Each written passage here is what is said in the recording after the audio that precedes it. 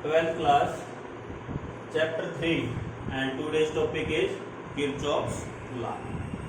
तो किसी भी नेटवर्क को सोल्व करने के लिए किरचॉफ ने लॉ दिए थे बेटा, और उन लॉ को दो पार्ट में डिवाइड करेंगे। फर्स्ट किरचॉफ फर्स्ट लॉ के नाम से भी जानते हैं, और किरचॉफ करंट लॉ भी बोलते हैं, और किरचॉफ जंक्शन। ठीक है, इनमें से कोई भी नाम आ सकता है बेटा। Kirchhoff first law, KCL, KCL का मतलब किरचॉफ करंट लॉ, और किरचॉफ जंक्शन लॉ। ठीक है, कोई भी नाम हो सकता है। तो सबसे पहले जंक्शन वर्ड का मतलब समझो बेटा। जंक्शन का मतलब क्या होता है? जंक्शन का मतलब दो से ज्यादा कोई भी चीज आकर जब मिलेगी उसको क्या बोलते हैं हम? जंक्शन। फॉर एग्जाम्पल यदि बात करूं मैं, आप रोहतक रेलवे स्टेशन पे जाओगे तो क्या लिखा मिलेगा? रोहतक जंक्शन। जंक्शन क्यों बोला गया? क्योंकि यहाँ पर चार साइड के ट्रैक, मान लो परली साइड भिवानी, जींद, दिल्ली, रेवाड़ी, चार तरफ के मिल रहे हैं ट्रैक, इसलिए जंक्शन बोला गया। यदि आप इसकी बजाय हम इस्माइल शाह जाके देखेंगे तो वहां पर क्या जंक्शन लिखा मिलेगा? नहीं, क्योंकि सिर्फ एक ही रूट है। ठीक है, तो इसका मतलब किरचॉफ जंक्शन लॉ, जहां पर दो या दो से ज्यादा ब्रांच कनेक्ट होंगी वहां पर ये रूल अप्लाई करेंगे। ठीक है, करंट लॉ का बोला क्योंकि इस लूप के लिए जो जंक्शन पर करंट के बारे में जिक्र करेंगे, और फर्स्ट लॉ, ये फर्स्ट लॉ। ठीक है, तो लेट अस कंसीडर, पहले इसकी डेफिनेशन लिखता हूं मैं। According to this law, the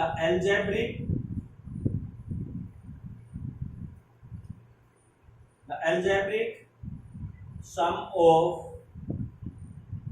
current at a junction is 0। Algebraic sum का मतलब क्या है बेटा? कि जब हम करंट को जोड़ेंगे तो उसका साइन कन्वेंशन का यूज करेंगे। क्या करेंगे? Sign convention. साइन कन्वेंशन क्या है? Sign convention first, incoming current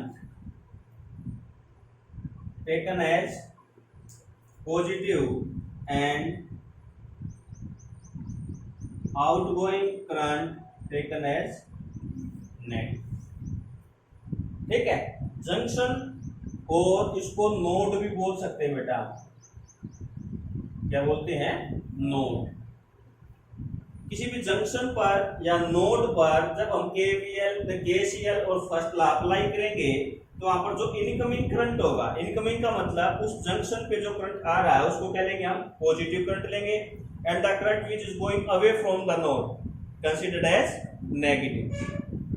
okay, तो let us consider this is a junction और node point A, and this is the current I1, I3, I2, I4, I5, ये 5 current है।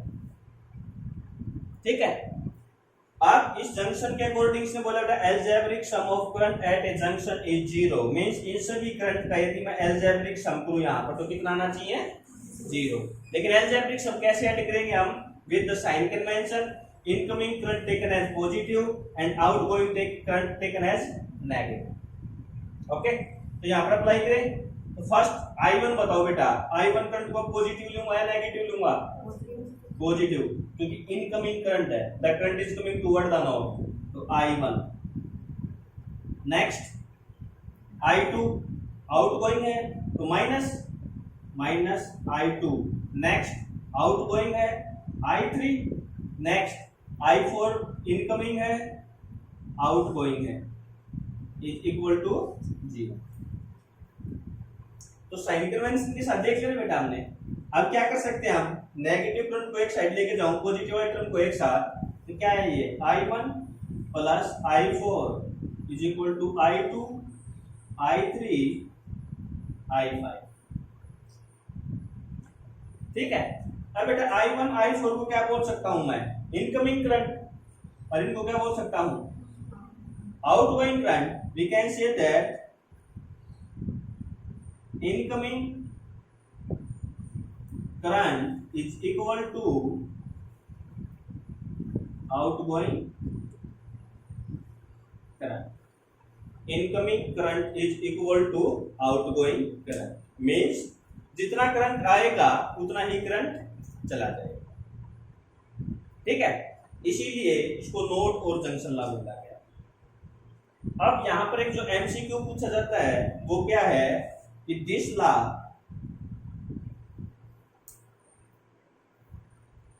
follow the conservation law of charge। Conservation law of charge. तो देखो बेटा, क्योंकि current है, current किससे बनता है, चार्ज से। तो जितना करंट आया उतना ही करंट चला गया, तो जितना चार्ज आएगा उतना ही चार्ज चला जाएगा। ठीक है, तो किरचॉफ्स फर्स्ट लॉ और केसीएल के बारे में इतना है। ठीक है, और इससे रिलेटेड एक एग्जांपल करवाता हूं मैं, उससे आपको क्लियर हो जाएगा बिल्कुल। ये मान लिया junction 3 ampere current and 4 ampere current, यहां गया 2 एम्पियर करंट और इसके अंदर करंट कैलकुलेट करना है, और यहां मान लिया 1.3 एम्पियर।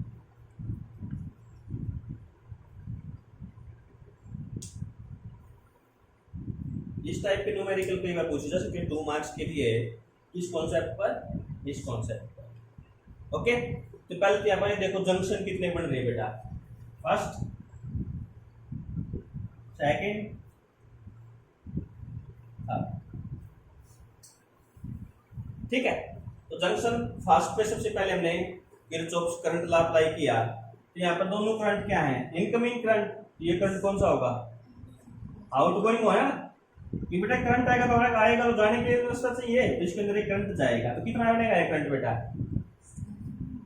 7, this is 7 ampere.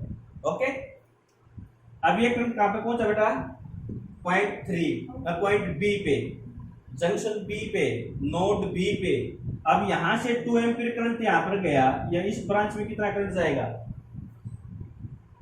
ये इनकमिंग करंट, ये आउटगोइंग, तो आउटगोइंग करंट होगा ना, कितना का बेटा, 5। ओके, अब 5 में से करंट इस साइड डिवाइड होगा, बाकी जो रिमेनिंग होगा वही तो यहीं पे आएगा। तो कितना बचेगा, ये 5 माइनस 1.3, 0.7 और 3। ठीक है ना, तो कौन सा रूल लगा है, यहाँ पर भी, यहाँ पर भी, यहाँ पर भी।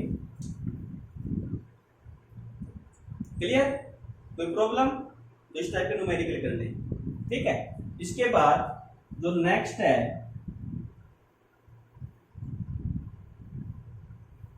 किरचॉफ्स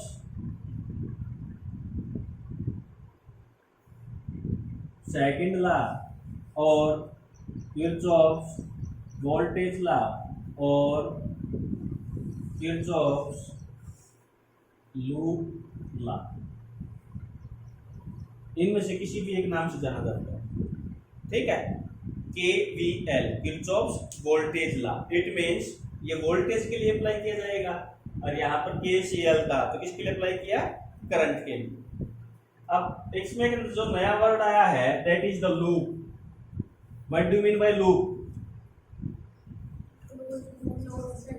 हाँ, क्लोज। जब कोई भी नेटवर्क या सर्किट है जिस पॉइंट से चले दोबारा उसी पॉइंट पे पहुंच जाओगे, we can see that this is the loop. Okay, तो ये रूल जो लगेगा वो लूप के लिए लगेगा और वोल्टेज के लिए लगेगा। ओके, अब देखो यहाँ पर करंट था तो algebraic sum of the current बोला ना, यहाँ पर वोल्टेज बोल रहा है, इसको मैथमेटिकली रिप्रेजेंट हम ऐसे कर सकते हैं बेटा, current is equal to 0, total current का तो सम 0 होगा। ठीक है, अब ये जो बोलेगा algebraic sum of the potential या voltage is equal to 0. Algebraic sum of potential in a closed loop is equal to 0. ठीक है, algebraic sum of potential in a loop is 0. Clear? अब इसके लिए कब, जब एल्जेब्रिक सम करेंगे तो कुछ रूल एंड रेगुलेशन होंगे, जैसे कि यहाँ पे था, है ना, तो यहाँ पर भी कुछ रूल रेगुलेशन होंगे और उस रूल रेगुलेशन को हम एक डायग्राम के साथ समझेंगे.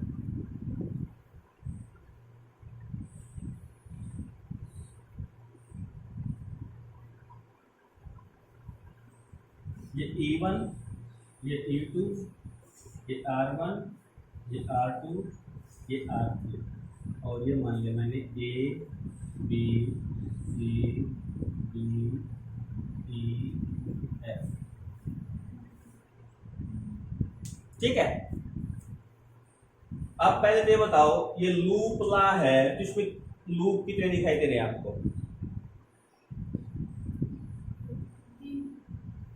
3. लूप फर्स्ट की बात करूं मैं तो लूप 1 तो क्या होगा बेटा? A, B, E, F, A. जिस पॉइंट से इस लूप पे पहुंच रहे हो, है ना. इसके बाद दूसरे लूप की बात करो तो क्या आ जाएगा? B, C, D, E, B. ठीक है ना. और तीसरे की बात करोगे तो A, B, C, D, E, F, A. ये कंप्लीट लूप बन जाएगा बेटा. ठीक है, अब लूप पता चल गया आपको. अब बात है साइन कन्वेंशन. तो साइन कन्वेंशन के अंदर क्या रूल लेंगे ये साथ साथ एक्सप्लेन करते चलेंगे. ठीक है ना. पहले loop A, B, E, F, A. ये आ गया A, B, E, F, A. ये लूप आ गया. तो जो पॉइंट है A से B चले कुछ भी नहीं है. अच्छा, जब भी बेटा इस नेटवर्क में भी करंट गिवन नहीं है तो करंट की डायरेक्शन आपने मेंशन करनी है. कैसे मेंशन करोगे बेटा? पॉजिटिव प्लेट से करंट निकलेगा, इसको मान लिया I2, E2 है तो पॉजिटिव प्लेट से करंट निकलेगा, इसको मान लिया इसको E1. अब बेटा दोनों यहाँ से करंट आया, यहाँ से करंट का, इस ब्रांच में करंट इस साइड जाएगा ना. इस करंट को मान लिया मैंने I3. I3 करंट किसके इक्वल होगा? I1 प्लस I2 KCL के अकॉर्डिंग. ओके, चलो अब A, B, E, F, A loop लिया तो आपका लूप की डायरेक्शन ये होगी ना. तो पॉइंट A से चले, A से B गए, कुछ आया? कोई सर्किट कोई कंपोनेंट है नहीं तो वोल्टेज ड्रॉप क्या होगा? कुछ भी नहीं. फिर आप B से E गए तो देखो बेटा B से E में लूप की डायरेक्शन भी वही है, इस ब्रांच में करंट की डायरेक्शन भी वही है, दोनों सेम है ना. तो इस पे पोटेंशियल को पॉजिटिव लेंगे. पोटेंशियल क्या होगा? करंट इनटू रेजिस्टेंस, है ना. तो फर्स्ट रूल क्या हो गया? Loop and current have same direction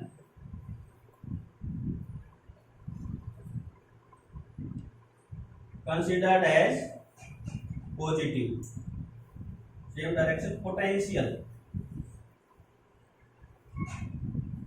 potential taken as positive. ठीक बेटा, पता चल गया. ये लूप की डायरेक्शन करंट की डायरेक्शन सेम है तो पोटेंशियल कितनी होगी? V इंटू आई. ओम्स लॉ के अकॉर्डिंग वो क्या होगी? पॉजिटिव. दूसरा रूल क्या होगा बेटा?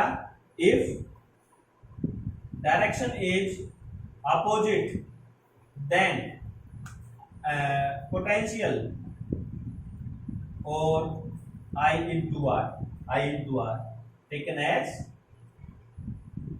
negative. तो रूल क्लियर हो गया बेटा दोनों के दोनों. अब यहाँ पे अप्लाई करेंगे, दोनों की सेम डायरेक्शन तो पॉजिटिव लेंगे. इसको क्या लिख सकता हूँ बेटा मैं?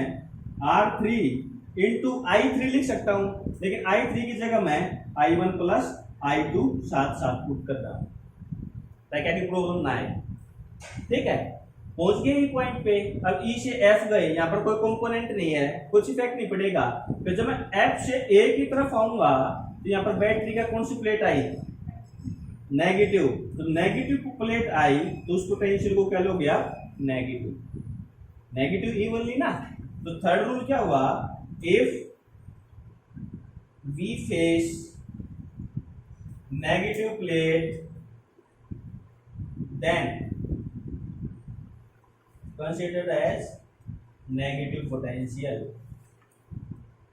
और इसका opposite if we face positive plate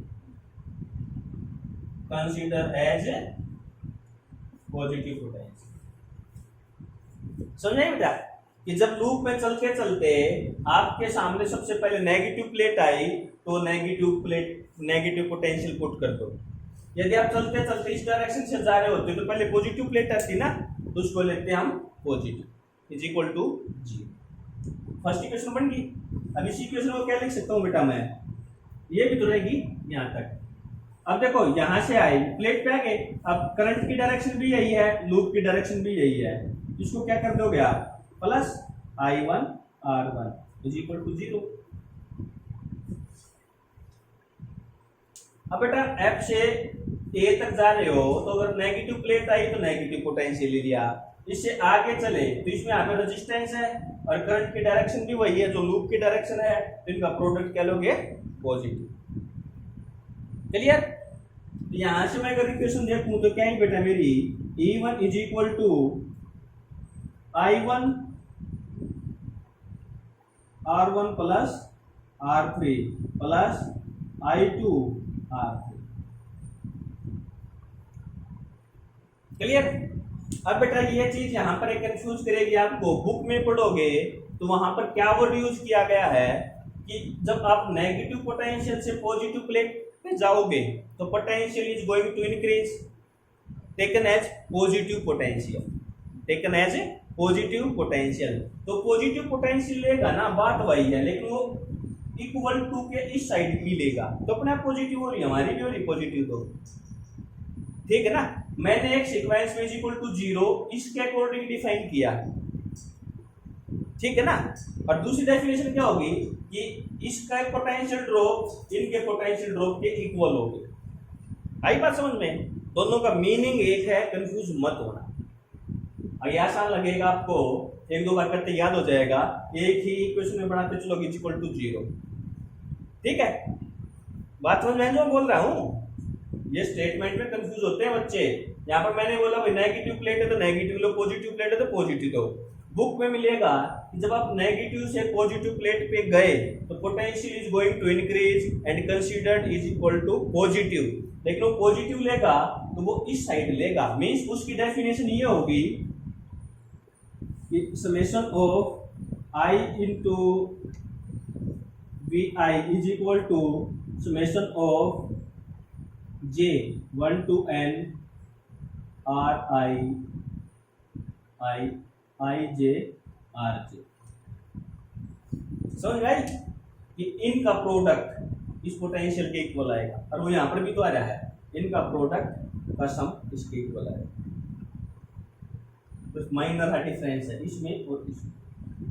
इस पूरी टर्म को इस साइड शिफ्ट कर दो इक्वल टू 0 तो अपने आप आएगा, ठीक है। ओके। अब बेटा सेकंड इक्वेशन साथ साथ बोल के बनाओ। अब लूप लिया आपने B C D E B, तो पॉइंट बी से चलना स्टार्ट करो, बोलो जल्दी से। बी से सी गए कुछ नहीं मिला, तो सी से डी गए, तो एक लूप की डायरेक्शन बेटा ये है आपकी। अब देखो लूप की डायरेक्शन और करंट की डायरेक्शन क्या है, अपोजिट, तो क्या लोगे इसको, नेगेटिव। तो क्या बनी इक्वेशन बोलो, minus I2 R2। Clear.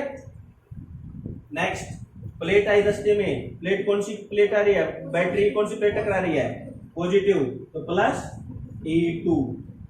D से E गए कुछ नहीं, जब E से B जा रहे हो तो भी डायरेक्शन, लूप की डायरेक्शन ये है, करंट की डायरेक्शन ये है, अपोजिट, तो इसको भी कह लोगे माइनस R3 इंटू I3 की जगह वैल्यू पुट कर रहा हूं I1 plus I2 is equal to 0। ठीक है, कोई प्रॉब्लम? तो सोल्व कर लो बेटा। ये जो नेगेटिव टर्म है इसको परली साइड लेके जाएंगे, क्या है E2 is equal to I2 R2 plus R3 I1 plus R3 I2। अब बेटा I2 यहां से कॉमन निकल गया तो क्या आ गया R2 plus R3 I2 plus R3 I1।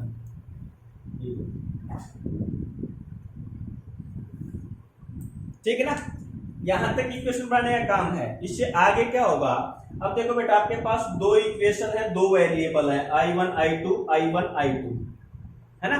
10th class में जैसे हम न्यूमेरिकल करते थे, इस क्वेश्चन में एक्चुअली करना क्या है, आपने I1 की वैल्यू कैलकुलेट करनी है और I2 की वैल्यू कैलकुलेट करनी है। तो पहले तो इक्वेशन बनानी पड़ेगी, इक्वेशन बनाने के बाद सोल्व कर लो इनको। 10th क्लास में जैसे x और y की वैल्यू निकालते थे ना बेटा, सब्स्टिट्यूशन मेथड से, इक्वेटिंग द कोफिशिएंट से, ग्राफिकल मेथड से वैसे ही इनको सोल्व करके I1 और I2 की वैल्यू निकालनी।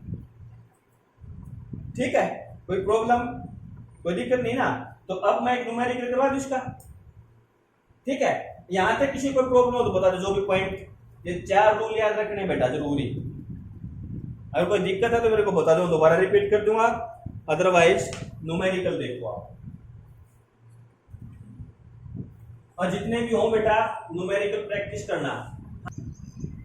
तो बेटा इस रूल पे, हाँ ये होगा ना, Kirchhoff cycle law follow the conservation law of energy. अब ये दो इक्वेशन बनानी है, अब सोल्व करना है I1 I2 की वैल्यू। तो इसके एग्जांपल पे न्यूमेरिकल कर रहे हैं। एग्जांपल नंबर 138 पेज नंबर 3.81 ये न्यूमेरिकल दे रखा है। ठीक है, अगर बेटा ये इस तरह का न्यूमेरिकल दे रखा है, फर्स्ट तो कंडीशन क्या मिलेगी, इसमें डायरेक्शन गिवन मिलेगी करंट की। अगर गिवन डायरेक्शन नहीं है तो आप अपने हिसाब से इसको मेंशन कर सकते हो। ठीक है, तो बोलो किस हिसाब से करें, बुक के हिसाब से डायरेक्शन लेके करूं या अपनी मर्जी के हिसाब से करें? अपनी मर्जी के हिसाब से। तो चलो सबसे पहले तो क्या करना पड़ेगा, नेटवर्क पे डायरेक्शन लेनी पड़ेगी। तो जब भी आप डायरेक्शन लो करंट की, हमेशा बैटरी के पॉजिटिव टर्मिनल से करंट को निकलता हुआ कंसीडर करो। ये होगा आपका I1 और ये होगा आपका I2। यहाँ पे आया करंट, इस जंक्शन पे आपने KCL लगाया, both currents are incoming current, then this current will be outgoing current. This will be I3 is equal to I1 plus I2। Okay बेटा, यहाँ पे करंट दोनों आके, यहाँ से I1 आया, यहाँ से I2 आया, दोनों ऐड होकर जाएंगे, इसको I3 मान लिया, और जहाँ पर KCL लगाओगे तो I3 is equal to I1 plus I2। ठीक है ना। चलो अब सबसे पहले क्या करना है, लूप लेना है। तो लूप मैंने मान लिया बेटा A B C D E F, A B C D E F। अब बोलो कौन सा लूप ले, सबसे पहले बोलो कौन सा लूप ले। Loop 1 A B E F A। जब भी लूप लो तो जिस पॉइंट से चले हो उसी के साथ उसको टर्मिनेट करो। यदि आप F पर छोड़ दोगे तो यहीं पर है, लूप तो कंप्लीट नहीं हुआ ना, लिखने का तरीका। ठीक है, अब लूप के हिसाब से लूप की डायरेक्शन दी, एक ये डायरेक्शन होगी आपके लूप की। ठीक है, अब पॉइंट ए से चले, ए से बी कुछ नहीं, अब बी से ई गया मैं, तो करंट की डायरेक्शन और लूप की डायरेक्शन क्या है, अपोजिट है ना। तो क्या लेंगे, नेगेटिव, -2 I3 की जगह क्या पुट कर दो बेटा, I1 प्लस I2। क्लियर। फिर कहां गए, E से F कुछ नहीं मिला, F से A ऑपोजिट डायरेक्शन, तो फिर से नेगेटिव लेंगे, -5 I1। इससे आगे चलोगे तो बैटरी का टर्मिनल कौन सा आया, पॉजिटिव, +12 इज इक्वल टू 0। ठीक है, अब इसको मैं क्या करूं, दोनों टर्म को ऊपरली साइड ले जाऊं नेगेटिव, तो क्या जाएगा 2I1 प्लस 5I1, तो कितना जाएगा 7I1 plus 2I2 is equal to 12। ठीक है, फर्स्ट इक्वेशन बन गई बेटा, यहां तक प्रॉब्लम किसी को? अब लूप सेकंड बताओ, loop second B C D E B, ठीक है। अब बी से सी गए, अब सी से डी जा रहा है तो बेटा कौन सा टर्मिनल, तो लूप की डायरेक्शन ले रहा हूं मैं ए, ये लूप की डायरेक्शन है ना आपकी, तो बी से सी गया, सी से डी गया तो -6। अब देखो लूप की डायरेक्शन करंट की डायरेक्शन सेम है, यहाँ पे सेम है ना, तो क्या लेंगे इसको, +3i2, यहाँ पे गए यहाँ पे गए, यहाँ पे दोनों की डायरेक्शन सेम, तो क्या आ गया +2i1 +i2 और इज इक्वल टू, ठीक है। अब क्या किया, इस टर्म को ऊपर साइड लिख देता हूं, इस ब्रैकेट को खोला तो 2i1 2i2 + 3 5i2 is equal to 6, this is the second, clear. अब देखो बेटा दो इक्वेशन बन गई और दो वेरिएबल है, अब सोल्व करना है i1 और i2 की वैल्यू को, बताओ इक्वेटिंग द कोफिशिएंट, तो क्या करूं मैं, इस इक्वेशन को क्या क्या मल्टीप्लाई मैंने 5 से कर दिया और इस इक्वेशन को मल्टीप्लाई बाय 2 कर दिया और दोनों को सब्ट्रैक्ट कर दिया, इसको 5 से मल्टीप्लाई किया तो 35i1 + 10i2 is equal to 60, इसको 2 से मल्टीप्लाई किया 4i1 + 10i2 + 12, ठीक है ना। इन दोनों को सब्ट्रैक्ट करेंगे, माइनस माइनस माइनस, ये टर्म कैंसिल होगी तो कितना क्या बेटा 31i1 इज इक्वल टू कितना बचेगा 48, तो i1 की वैल्यू कितनी आई बेटा 48/31। ऐसे सोल्व करते थे 10th क्लास में। अब क्या करो, दो तरीके हैं, तो i1 की वैल्यू पुट कर दो या अब इस इक्वेशन में i1 के कोफिशिएंट इक्वल कर ले, इक्वेशन 1 को 2 से मल्टीप्लाई किया और माइनस इक्वेशन 2 को 7 से मल्टीप्लाई किया, इसको 2 से, इसे 7 से, इसको 2 से किया तो कितना क्या बेटा 40i1 + 4i2 is equal to 24, इसको 7 से किया 14i1 + 35i2 is equal to 42, clear. अब इनको फिर सब्ट्रैक्ट कर दिया, माइनस माइनस माइनस कैंसिल हो गए, यहाँ पे कितना बचा -31i2 इज इक्वल टू यहाँ पे 18 -18, माइनस से minus i2 is equal to 18/31, okay.